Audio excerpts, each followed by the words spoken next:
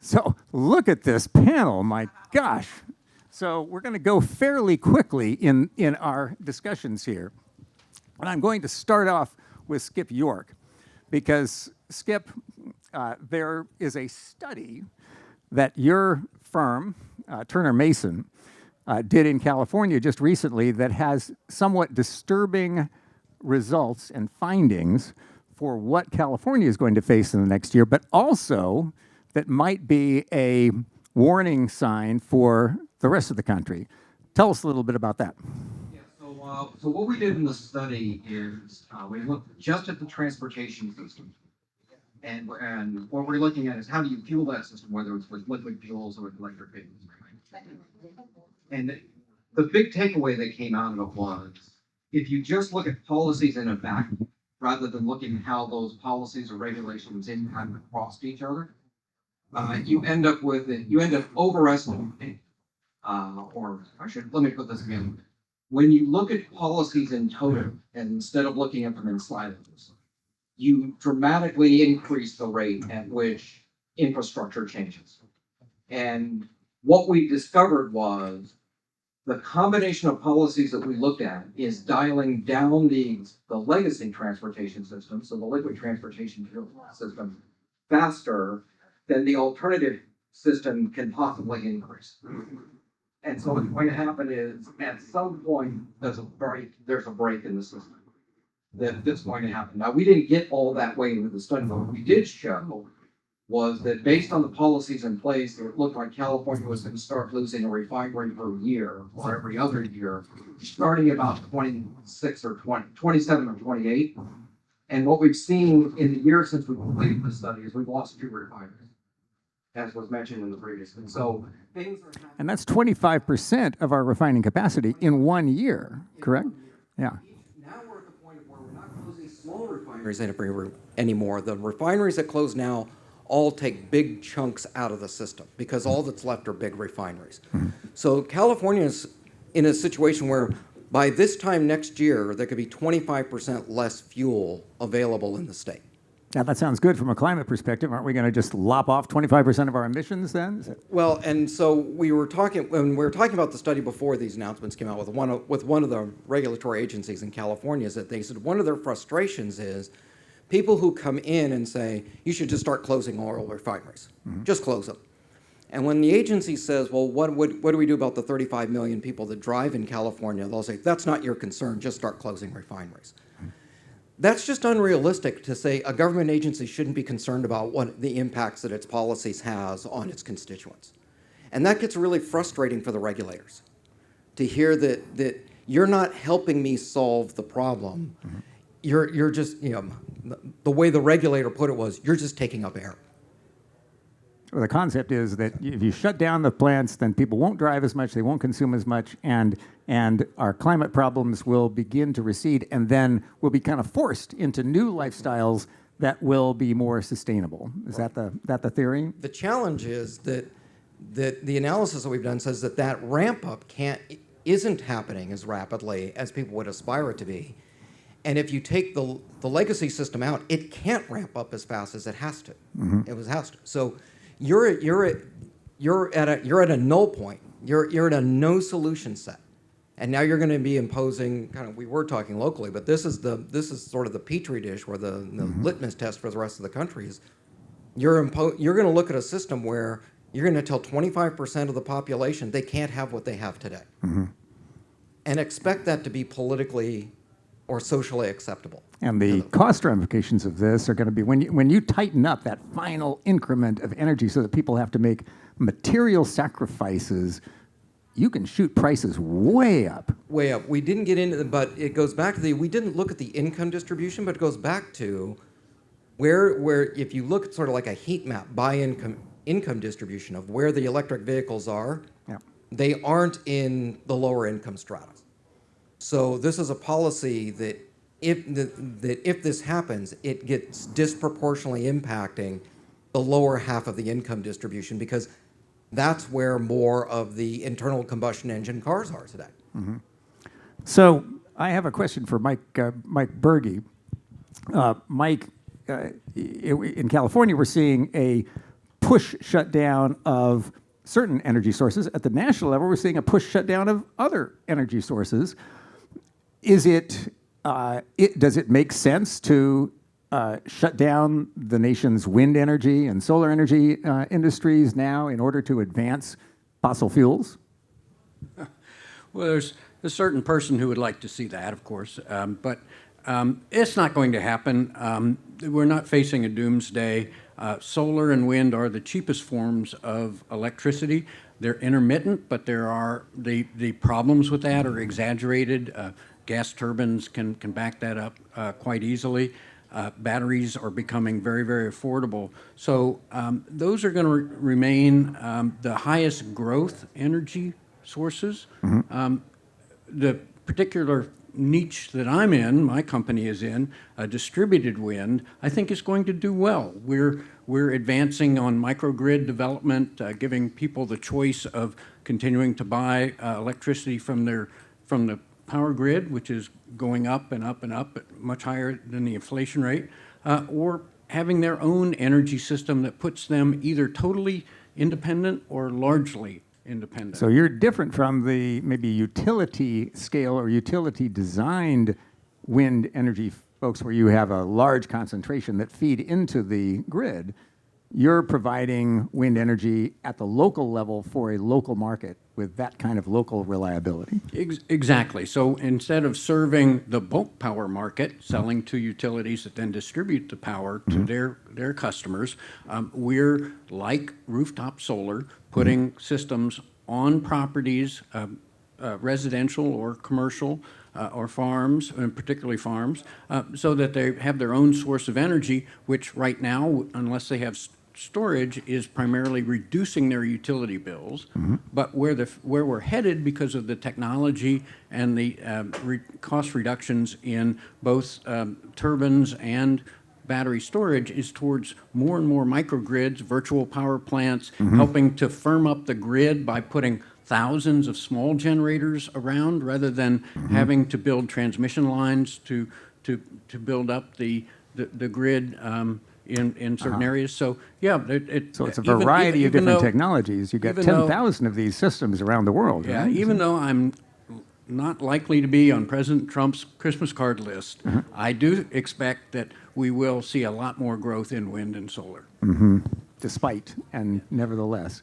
Now, Albert Huddleston, Aethon is not necessarily a household name, but your company, the company that you have built, is the largest private producer of natural gas in the country. And one of the things that you're known for is being a smart operator, a cost-efficient operator. One of the things that you've done is to drive down methane emissions in your company. And another thing you've invested in is a way to turn that into a market advantage. Now, if solar and wind are going to be successful, they're going to need to be paired with other technologies that overcome the intermittency issue.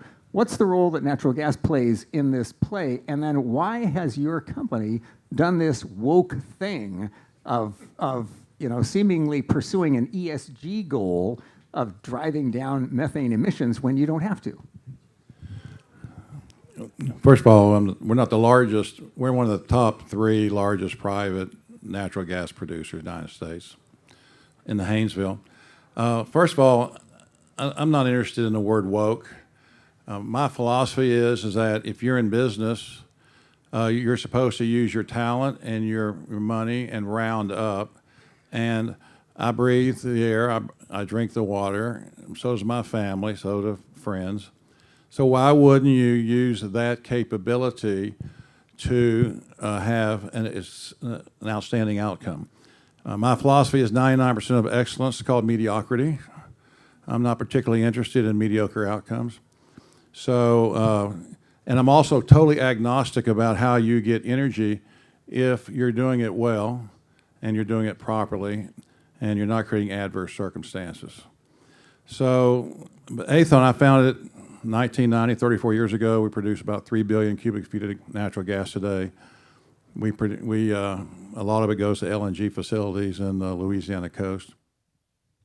And since 2017, we made a decision that we want to get rid of fugitive methane emissions. So we're at 0.024%, which is good. We'll be at 0.01 by 2032. So compare that again. What's the industry norm and the outside, and then where are you guys? They're drastically higher. And so, but that you take FLIR cameras. We have drones. We go out there. We make sure the fugitive. Now, also too, it is good business if you can take the methane fugitive emissions and leave them in the pipe and use it as a resource. There is some opportunity there as well. So, and also on CO2, the private equity folks, I always make a joke about them, that they kind of come into the Louisiana or Texas and they kind of a bouffant hairdo and pearl drop teeth and suede shoes and with hot money, and they want to come in and basically do a CCUS project with an LLC, skim the money, leave town, and bankrupt the LLC. That's not good for anybody, and it's not good for the reputation of our industry. So that's not what we do. We round up, we put belt and suspenders on safety, and that's just the nature of it. Now, as far as solar, we use a variety of things. We're doing geothermal. We're looking at a variety of ways to accomplish things. But the way I looked at it was, first of all, I would say the people in this room, if you're in the DFW area, when you turn on your tap in your house, the water you get out of that came from a lake. Now, I'm not going to take a cup and drink out of that lake. Well, the only thing that's different between the lake water and it comes out of your tap is that there's a processing, there's a cleaning up. Natural gas is one of the greatest portable, intense energies in the world, and has two issues: fugitive methane emissions and CO2. We have got it down to where we're kind of near a net zero on Scope 1, Scope 2, and in some cases we'll do Scope 3 on the data centers. And secondly is we have CO2 projects in which we're going to sequestrate, but we also have hired the universities to create the ability to embed CO2 in cementatious material to use that as a building block. So thank you for me letting wander off away from the question. No, that's good. That's great. That's great. That's great. I mean, this shows this is what they say about capitalism and innovation. But it's also, isn't this the way capitalism should be? That people do the very best they can and deliver real service for people and maybe go and be above and beyond so that they can get some extra market credits.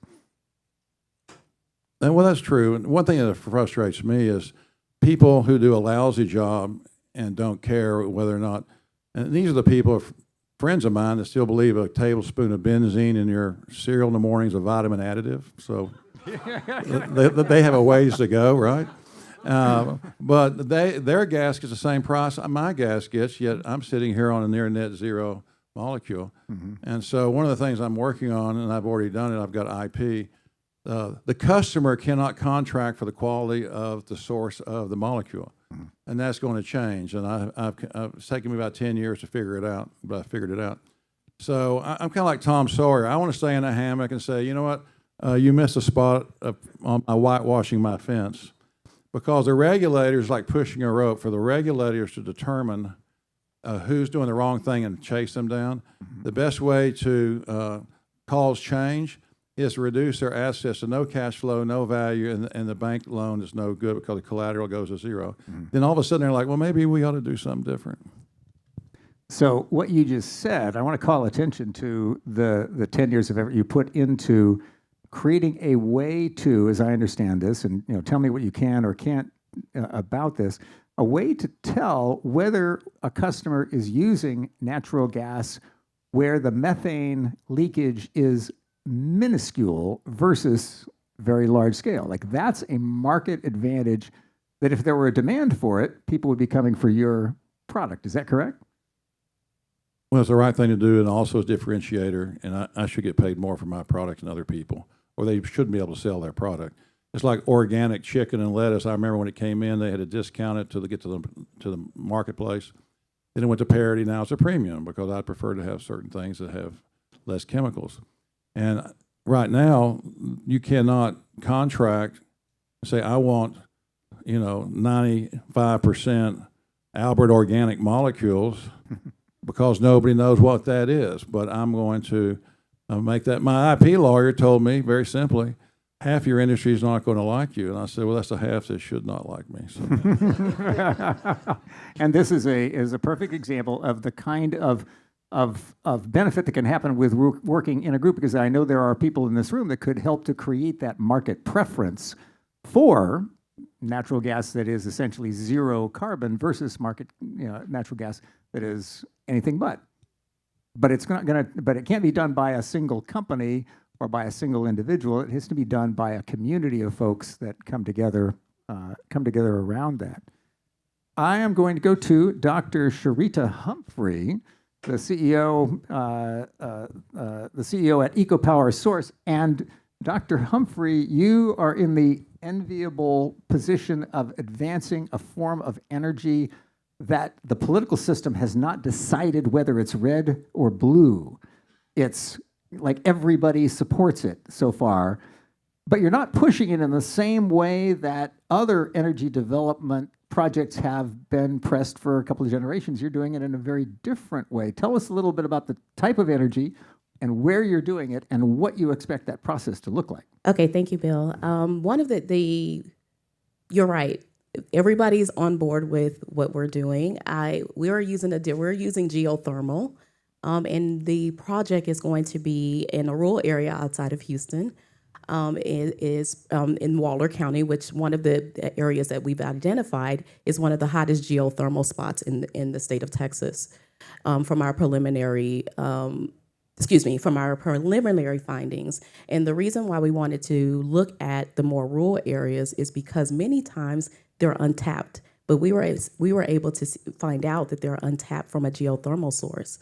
And what we're going to do there is to be able to help them, because that city is still about less than 10,000, and they had no idea that they had this type of opportunity to be able to lower energy costs, to be able to be the geo-eco hub that my company, Geo-Eco Power, decided to make this to be able to look at and really help them to identify this. But what really came from this is that we were able to find out that we can create 50,000 new jobs in that area to really help to drive the workforce there. And how we're going to do that is to make sure that we empower our future leaders, like I was talking to Bill and his colleagues earlier when we were talking about this project, is because we're going to use our future leaders in part of this 10 to 12-year project. So this really will give them an opportunity to be able to utilize the talents and the skill sets that they have, so that way they can understand that rural doesn't mean that they have to run away once they graduate, that the geothermal that they're powering there is not only going to create resiliency, but it's also going to drive a new workforce that will be able to be a resiliency hub for the city of Houston, because our infrastructure is lacking there. It rained in Houston today. Our city can close because of the rain, but we've been able to identify that Prairie View in Waller County, and we've been talking to their county commissioner and others in the city, because we needed the buy-in, not just because of the people who run the city, but the people who run the city are the people, and the people are excited to know that this opportunity is coming their way, and we're excited to be able to make sure that we can lower their energy costs. So I assume in order to get this through, you've identified a local landowner to really be the profit center to make the most money from this, and that you're investing in political officials and so on, so that you can kind of ram this through for the good of the public. Is that how it's done there? This is truly a public opportunity. No, I think I was being facetious. You're not ramming it through in that traditional way, right? We're using developing a light force. You're developing a community. How are you doing this differently and engaging with the full community? And do you really think it's going to work to engage the community in choosing its own destiny? Yes, and the reason why is because what you said, we understood that we had to go to our local officials, but we also looked at the universities there. We know that there is a deficiency when it comes to the lack of broadband there as well. There's still a digital divide. So by being able to close both of those gaps, well, like I said, we'll create about 50,000 new jobs. The third phase of this will bring them state-of-the-art medical facilities, hotels, and later housing. But one of the things is really helping them to understand that the geothermal that we're going to utilize there is that we will take them from what they're currently on for those who don't know in the audience, they're currently on they're on 2 gigs. So being able to marry geothermal by putting in two level four military grade data centers there, backed by geothermal, will help them to reduce their energy costs in that area. So what kind of investors, how did you attract investors to this, or what kind of investors are coming in? So I did have an investor last year, late last year, 2 weeks before Christmas. A colleague of mine brought an investor to the table. The investor, as a CEO, you have to know what the right investment is. And so right before the election, just because I didn't know how things were going to shake out, just to be in full transparency, I walked away from a $50 million injection into the company for the soft cost for this project. Now we have other investors at the table who are willing to now come in and bring the whole $5 billion to be able to bring this project to life over the next 10 to 12 years. So we're still looking at other opportunities, but the $50 million, we do have investors who want to get in on the ground floor of this opportunity. Terrific, terrific. Well, congratulations for the progress that you've made so far, and we look forward to seeing how that evolves over time. Grace Stanke, when I was a kid, thank you. I hear an applause. Grace Stanke. When I was a kid, nuclear power was not an appealing source of energy. At the time, it was regarded as the biggest, most dangerous kid on the block, I guess. And I was championing. I was one of the champions of opposing nuclear power and getting it stopped in California because I was concerned about it. But we've seen a huge change in the way that we look at nuclear power over the past generation. And now nuclear power, also kind of like geothermal, although it has its certainly pockets of strong opposition on both the right and the left, is also broadly supported on both the left and the right. Now, you began your career as a nuclear engineer at Constellation Energy. You took a little time out where they elected you Miss America for a period of time. We can't imagine how that could have happened. But tell us a little bit about how the reputation of nuclear energy has changed, why it's looked at differently by young people today, and what you think the future of nuclear power is as a part of our move toward a no and ultimately zero net carbon economy. Yeah, here in the United States, we've seen some pretty incredible changes in public perception of nuclear energy. I think one of the things to talk about here is like in 2022, this is just following the same polling company, Gallup, right? They did a public survey on how many Americans support keeping our existing fleet going, building new nuclear and expanding it, and it was at about 46% in 2022. In 2023, it reported about 54%. As of 2024, it was at 61%. That's pretty incredible growth over the span of 3 years for an industry that honestly really sucks at communicating. I'll say it. We're not good at it. The Simpsons is something I still have to be like, it's not glowing green goo, guys. But it's okay. We're getting there one day at a time, one day at a time. And I think, you brought up the fact that nuclear really is bipartisan right now.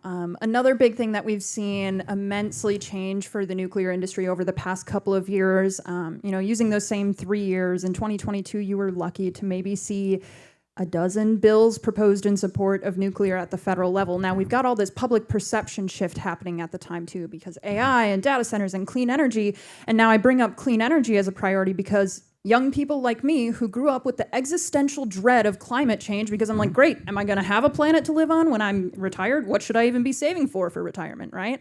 They're starting to get into the voting category, and they're starting to get into local offices and state offices, and it's incredible to see this impact that young people are having. But additionally, administration-wise, you would see about a dozen bills proposed in support of nuclear. Now we're seeing hundreds every year at the federal level in both of the two administrations that we've seen lately. And to have one administration pass the Inflation Reduction Act, which is giving pretty crucial nuclear tax credits, and now the next administration still aggressively supporting new nuclear.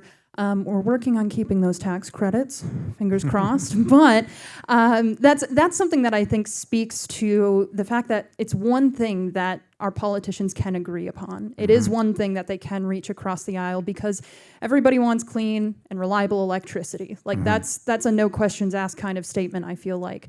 And I think nuclear is an incredible opportunity to do that in compatibility with every other type of energy source, right? I found it interesting because I was sitting in here for the talk with the MIT professor with his model, and I just find it fascinating because, like, why are nuclear and renewables pitted against each other all the time?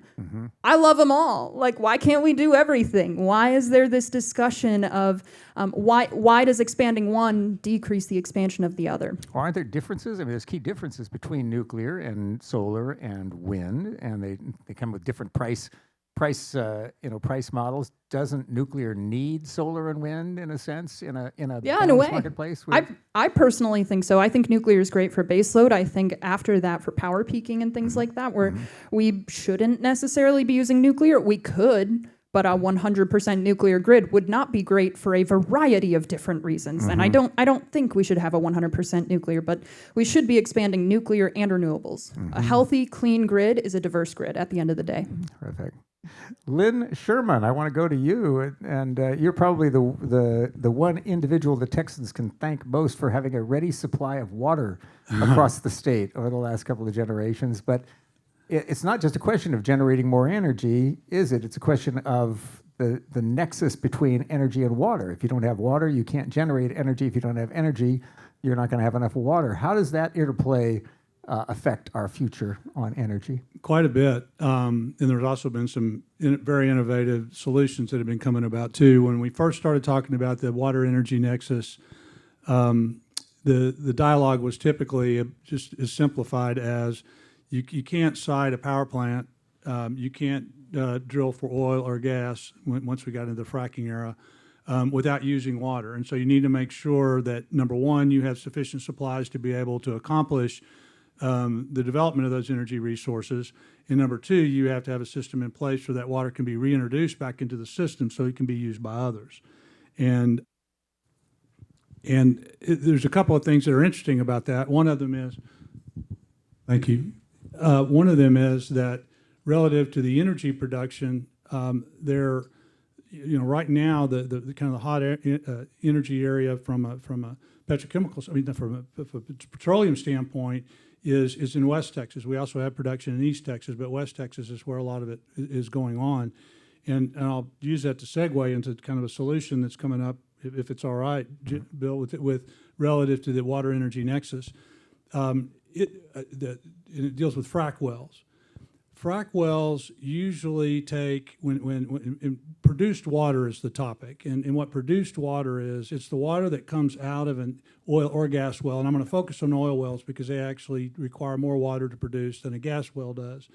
But in Texas, the average is 7 parts water is produced for every 1 part of oil, and it can be as high as 20 to 1. And over the life of a well, as these well fields begin to play out, it can be as much as 98% water that's being produced out of that well. So water is the larger product of these energy products. It is becoming the larger product. Yeah. And what we've done historically is we've deep well injected this water. We put it down thousands of feet underneath the ground, trying to figure out what to do with it later on. But it's not available for reuse within the oil field, and it's not being used for other purposes. And so what's really begun to develop over time, though, is as groundwater supplies for drilling have become more and more limited, there's been a cost pressure to be able to develop new technology. So the membrane technologies for treating produced water has increased dramatically, and there's become a market for it. And so what's happening now is the oil and gas companies are treating the produced water and to a level that they can re-inject it, and they can do it again and again. And then what's actually happening in the Texas legislature right now is a realization that eventually that produced water can be treated to a level that can be used for water irrigation and even potable use eventually. And to just put it in perspective, if you look at nationwide, and I've got my cheat sheet here because there are a couple of statistics I think we'll register with folks. And again, this is kind of the moonshot, the big picture, but nationwide, produced water, the amount of produced water produced in the country nationwide is 20 to 30 billion barrels per year. And to put that in perspective, that is enough water to satisfy the needs of 16 to 23 million people. It's a significant amount of water.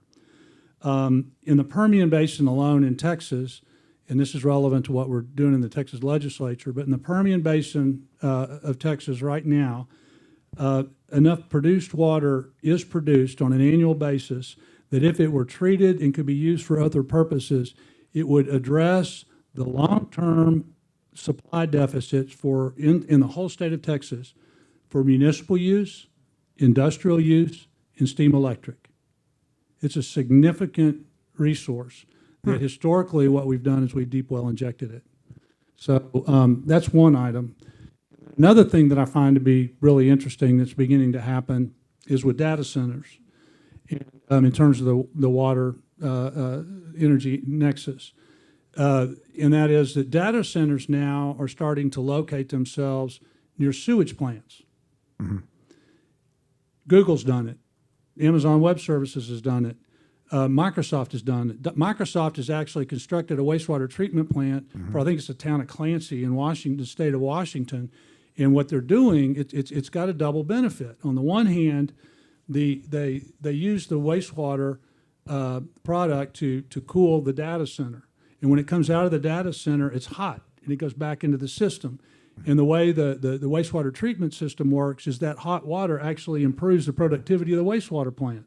Mm-hmm. So it's an interesting solution that's beginning to happen. So we're kind of gone beyond the days of just trying to dispose of things that were considered to be waste, and we're trying to find ways to use them together. We're thinking more like an ecosystem here, whereas in the past with kind of linear throughput, we thought, well, what do we want? We want energy.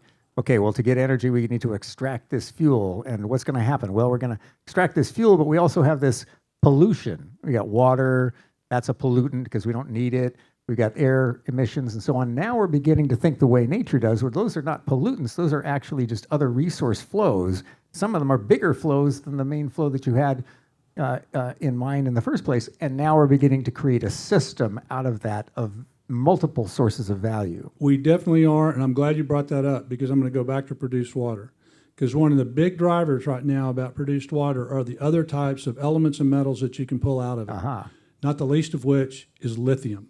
Mm-hmm. And so you now are beginning to develop a market for lithium that is extracted from produced water. Now, all of a sudden, now you've got a financial source that can begin to even further fuel this initiative to clean up produced water and to use it for other purposes.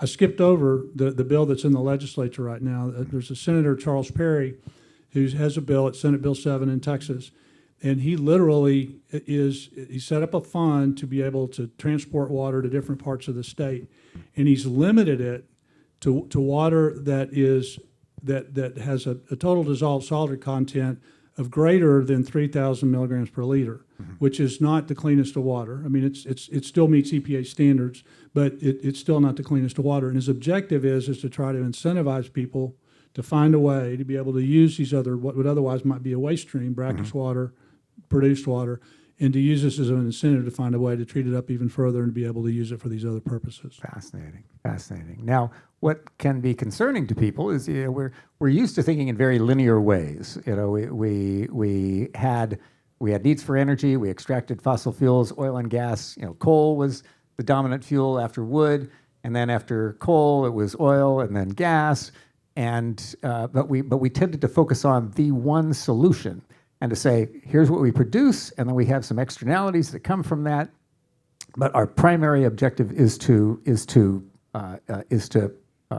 generate that one form of energy. Now we're moving into a system where we may have many different forms of energy, and it could be concerning if you're an environmentalist to say, well, why do I want to encourage natural gas? Why do I want to encourage oil and fossil fuels? Why don't we continue to ban those, but then rely on all of these different clean energy sources that can come out of this process? But nature teaches us that diversity is good. The diversity leads to resilience, leads to sustainability. How do we have a marketplace where we're not just letting go of our control and saying we're going to continue to burn fossil fuels because that's how we're going to provide prosperity to people, but and destroy the planet in the process? I want to introduce Dr. Stephanie Arcusa, assistant professor at Arizona State University. Now at ASU and Oxford, you've developed an unusual approach to carbon pricing as a way to create a framework around energy production and use so that the whole system is operating toward driving carbon to zero. Now, it's a different kind of proposal, and I'm not favoring any proposal over others, but tell us a little bit about the importance or the role that pricing carbon or pollutants has in the marketplace, and then what your area of study has been. Yeah, absolutely. So we've heard already 3 different types of carbon pricing, right? We've got the Pigouvian tax, we've got the carbon rebate, and then we heard about the carbon border adjustment mechanism. Well, this is a 4th type, and it is based on the cost of carbon sequestration, the cost of carbon cleanup. So this is different, right? It's not using the price of climate damages, it's using the cost of cleanup. So the big picture here is that we have a world that needs energy.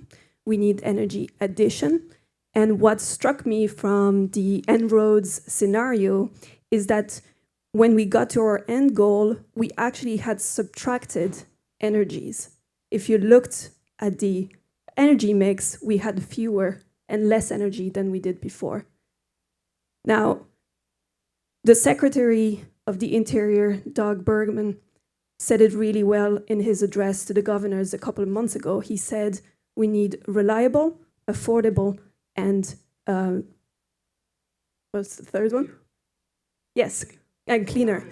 But he said specifically, we need to keep beautiful areas beautiful, right? And so this is what this type of carbon pricing does. It's called a carbon storage obligation. It's based on the principle of the extended producer responsibility. In a nutshell, that means that if you produce it, you help clean it up. So we already have this kind of principle in mattresses, paints, car tires. I hear that here in Texas, you even have one with computer manufacturing, House Bill 2714. It says that computer manufacturers must include in the price the cost of recycling for the equipment that the customers can bring back to the manufacturer. Well, in this case, it would be similar. The price of carbon would be included into the cost of fossil fuels. So a carbon storage obligation basically says that for every ton of fossil fuel, so we're talking about oil, gas, coal, and calcined limestone, which is used for concrete, each ton would already include that price of carbon cleanup. The price of energy already includes extraction. It already includes processing. Well, now it would include the 3rd pillar, which is carbon cleanup. Now, here what I'm really talking about is carbon management. And this is a suite of technologies that capture CO2 from industrial and environmental sources and store the CO2 in reservoirs like rocks, minerals, the oceans, biomass, you have it. And this type of carbon pricing creates the ultimate circularity at the carbon cycle scale, and it means that it makes clean energy competitive. It allows fossil fuels, but with carbon responsibility, and it just closes this carbon loop that we have opened with our activities, but it doesn't restrict energy sources. That's how I describe it. Thank you. We have about 5 minutes remaining here, and so I'm going to bring our formal conversation to a close and call attention to the fact that it's just been since lunchtime, since 1:30 today, that we've been engaged in our discussion. We've covered all the different forms of energy that will interplay with one another and the complex ways that they play with one another.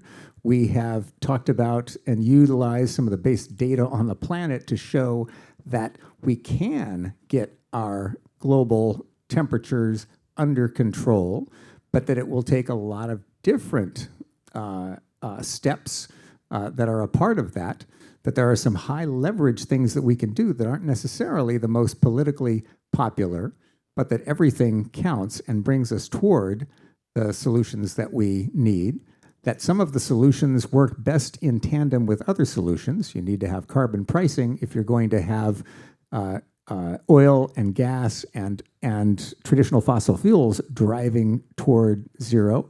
You need to have nuclear in combination with wind and solar to have it be affordable long term. You need to have batteries, but you also need to have natural gas to provide that partnership for the energy sources that we have. It's challenging and dangerous to make decisions to wipe certain options off the table because there are just too many circumstances in which different options and different combinations may make sense, and the costs of not doing so are complicated. And we can't control things the way that we used to, but we can apply principles that we find in nature and in natural systems. And if we apply those principles in our own lives and businesses and laws, then we'll tend to have a more diverse, prosperous, and sustainable economy at the same time. I thank everybody for your participation in our effort so far today. Tomorrow morning, we will dive into proactivism and the roles that we can play in a post-climate war political environment, where instead of dividing ourselves against each other and putting all power in the hands of a political power brokerage industry that is quite lucrative but not particularly beneficial to all of us, we can have that power ourselves and begin to share it and move forward productively. And then we'll talk about the whole new world of opportunities of a circular economy that don't force us to choose between dismal outcomes, either barely survive or die, but that enable us to see that maybe we, just like all other ecosystems, can evolve past the high growth phase that we individually have until we're about 18, and that institutionally we have through this period of time, to a much more lasting culture that offers much more diversity and much more resilience for a much longer period of time and allows us to maybe relax a little bit. So thank you, everybody. Now it's time to relax and to go to our reception, and then we'll have a dinner banquet later on tonight. We'll see you tomorrow morning. Is there anything else? Oh, and let me just say, first of all, thank you to my team, the incredible team of Doozy back there, Jessica here, Theo's out there, who knows where, the incredible team that we have that put all this together and makes us look good. These are the ones who tell me, Bill, it's not as easy as just visualizing it. We actually have to put the pieces together and make it work, and they're the ones that make it work, and I am grateful for them for doing that. So thank you all.